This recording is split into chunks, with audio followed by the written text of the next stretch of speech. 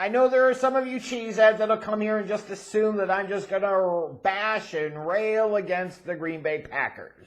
Because that's what all Bears fans are prone to do. And the reality is something much different. Because I've always been relatively fair, I think, for somebody who hates the Packers with a passion as much as I do. I've been very fair in my treatment of them over the years. And if we're going to keep it really real, keep it 100.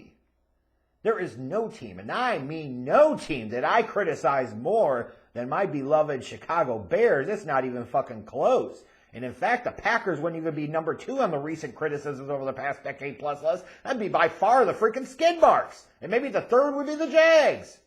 And the Packers aren't even top 3, which is probably a reflection of the fact that it's not even really a rivalry anymore because the Packers have owned the Bears so much for the past 3 decades. But here we are. It's strange new times for the Green Bay Packers, right? Because you look at 2022. It was the last year of the Aaron Rodgers experience. They started 3-1, then they lost their next 5 games, and they never really fully recovered after that. Something was always off, something was always missing. And that season is in the waste bin of history, and it led to an offseason full of drama around Aaron Rodgers requesting a trade. Aaron Rodgers wanted to be traded. Is he going to stay in Green Bay? Is he going to go somewhere else? Is he actually going to end up with the Jets? And now we know the truth, right? We found out right before the draft that he was going to the New York Jets after all. So after 15 seasons of being the primary starter in Green Bay, in steps Jordan Love, and it's a new era of Packers ball. Ugh.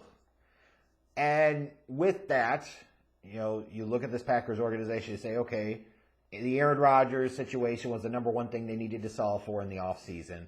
What are you going to do there? Well, historically with this team and this organization and their leadership, they're not very active in free agency. You could say, well, they didn't have a ton of cap space, sure, but you can get creative and find ways to get things done. I think their only really notable free agent signing was Tarvarius Moore, and he's on the injured list, and there's not really anything else of note. So this team puts a big premium and emphasis on the NFL draft. And you can say that sounds great in theory, but, sometimes free agency serves a purpose, and at times this organization has failed to better capitalize on that, and they've paid a price for it, in my opinion, in a way that they don't have more Lombardi trophies. So there was the cynic in me, though, going into the draft, now that they traded Aaron Rodgers. I say, okay, Jordan Love is not Aaron Rodgers, even if Aaron Rodgers is not Aaron Rodgers of a few years ago. They've got to be thinking about investing heavily in that offense because you've got to do everything you can to make sure Jordan Love has a chance to succeed. Then there was the part of me that says, of course they'll fucking draft another defensive player in round 1 because this is the Packers we're talking about. And if the guy's not named Jordan Love, they haven't drafted an offensive player in the first round since what? Is it Derek Sherrod back in 2011? So of course they fucking took an edge rusher in Lucas Van Ness. And you're going to see some of the cheeseheads will talk about the mental gymnastics of who's best player available for the future. No, fuck that. Nobody drafts in round 1 for goddamn best player available. It's always some form of need. Now, I'm not knocking the actual player that they picked. This Van Ness has some very intriguing upside. And you add him into a rotation with Smith and Gary. That could be a formidable trio coming off the edge in future years. However, you have Jordan Love.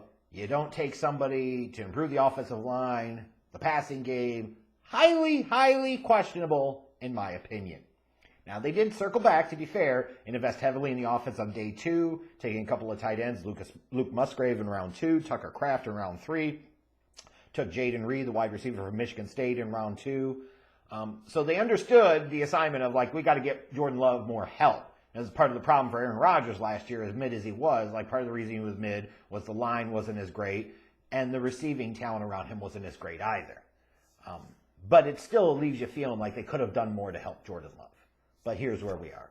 Now, when I look at this roster, I think some of their biggest strengths, running game. They've got Aaron Jones and A.J. Dillon. This should be a team that's able to run the ball pretty effectively. I see no reason why that changes in 2023. Similarly, I expect their run defense to hold up pretty well. They finished 6th in the league in rushing yards allowed per game last year. No reason for me at this moment to think that that's going to dramatically shift. And honestly, I look at their linebacking core, and I think it's an intriguing unit.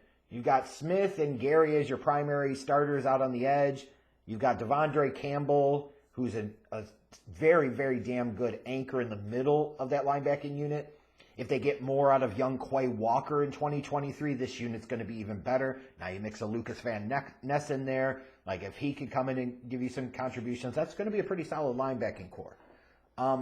But there are some key concerns with this team. Specialties.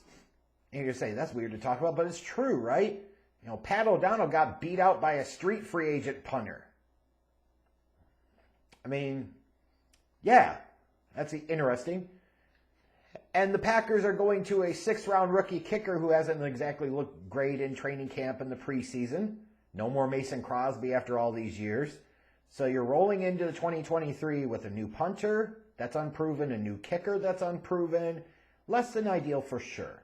Then you look at the receiving core and you say, they've got Christian Watson, and he certainly looks like a high upside weapon for them. But what else do they have? How much do you believe in Romeo Doubs? How much do you believe in Jaden Reed? How much do you believe in Luke Musgrave and Tucker Kraft? Like a lot of questions there. A very young receiving group. Now, if they pan out, it could mean that this Packers offense could be dynamic quicker than people expect. But that's a lot of hoping and wishing and praying at this point. And then ultimately, the biggest question of all is Jordan Love. It's not even a knock on the young man. It's just a fucking reality. He's in his 4th season in the league. This is his 1st season as a primary starter. Now, for all the Bears fans that want to do backflips because they don't want to focus on the Bears or focus on their own backyard and focus on some of Justin Fields' flaws so they get great relishment out of any mistakes or any flaws that Jordan Love displays, you know, just remember a lot of you used to sit there and do backflips at the thought of, well, when Brett Favre leaves, they're going to go to Aaron fucking Rodgers. Yeah, how'd that work out? Yeah, right? You know, you never fucking know. You never know. There's a lot of pressure in this spot for Jordan Love, certainly. But let's not get too carried away here, right? He doesn't have to reinvent the wheel. He doesn't have to shake up the world for this Packers team to be solid in 2023. And you're going to find out about this team, I think, quite a bit early on. Their first 4 games of the schedule, they go to Chicago, they go to Atlanta, so they start off with 2 road games. Then they go to New Orleans or host New Orleans, host Detroit. You know, so you're talking about a couple teams like New Orleans and Detroit that certainly have playoff aspirations. Hell, Atlanta may have playoff aspirations, even though they're somewhat unrealistic. You know, and the Bears certainly have some playoff aspirations.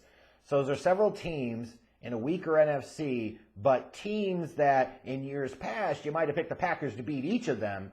You look at them now and you say, I'm not sure I'd feel confident in picking the Packers to beat any of them. So if the Packers want to be taken any type of serious this year, if they want to be a playoff team, they've got to, at minimum, start off the season 2-2. 3-1 would be beautiful for them.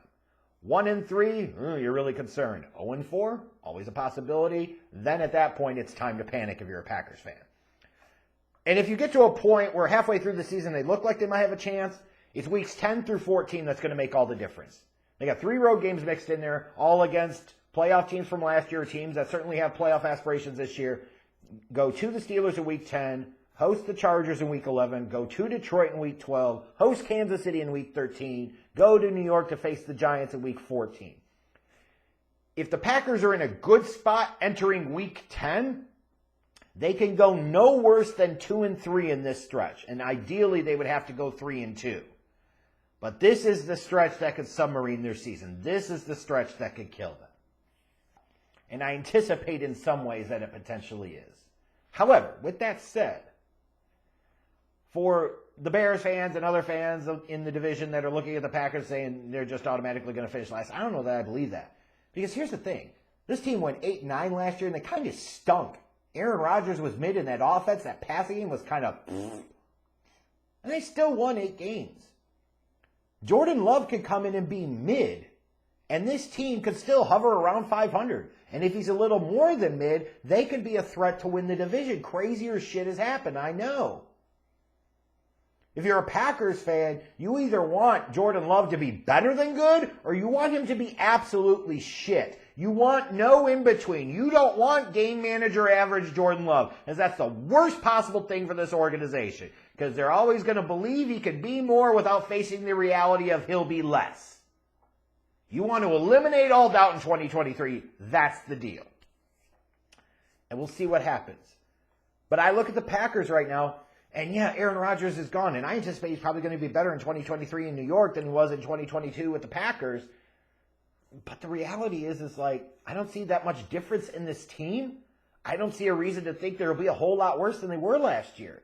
I also don't see a whole lot reason they're going to be better. I think they're a middle-of-the-road team. They're going to win like 8 games and finish 3rd in the NFC North.